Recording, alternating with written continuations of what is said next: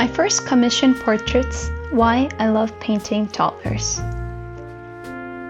Hey everyone, this is Miwa, and today I want to take you back to where my journey with commissioned portraits began. It all started in April 2023 when I decided to create portraits for clients, especially toddlers. I discovered not just the joy of painting, but also the meaningful connections I formed with the families behind the portraits.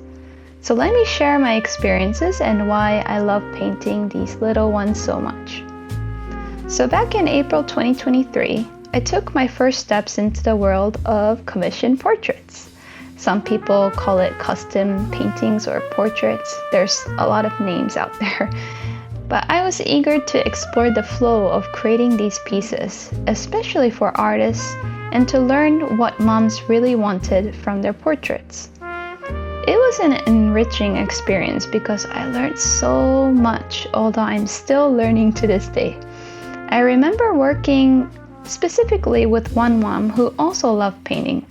We started by selecting colors together, and she shared pieces from other artists that inspired her, including my work.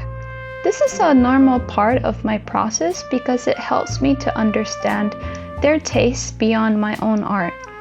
The connection felt even more special with this mom because she valued painting and was a watercolor lover herself.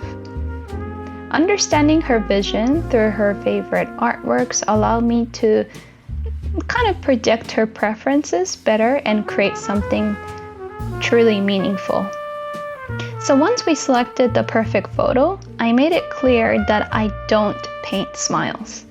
It's not that I don't love a happy face, but there's something magical about the subtleties in a child's expression that I find, very drawn to. And toddlers have a unique way of conveying emotions, making it an ideal moment to capture in a portrait. For this commission, I suggested adding goldfish to the painting to complement her child's adorable Asian features. I think this created the perfect feel to the painting. After sketching out the design and getting her feedback, I dove into the final painting. This was my first commissioned piece for someone I didn't know, yet I felt such a connection to this child through my art, as if I had met him before.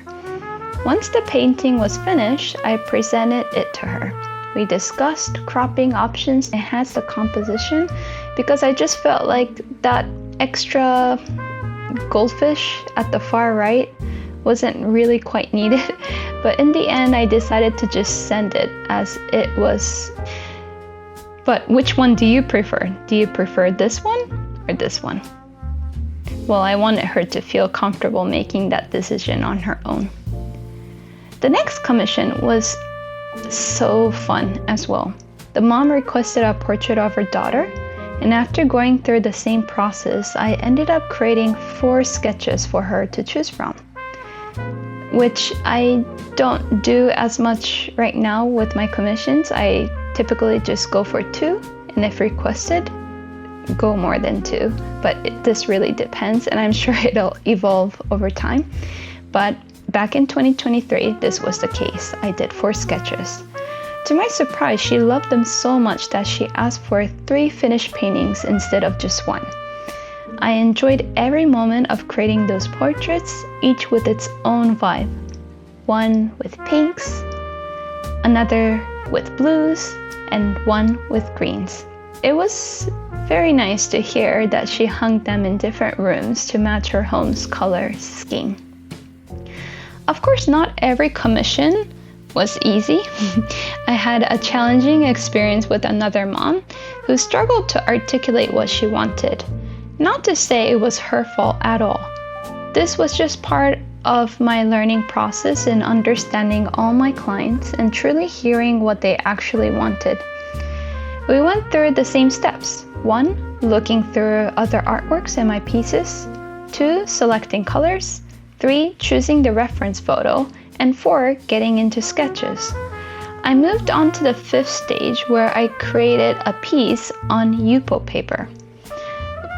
But it just didn't resonate with her. And if you don't know Yupo, I'll be probably making another video on that, but it's a bit different from the classic watercolor paper.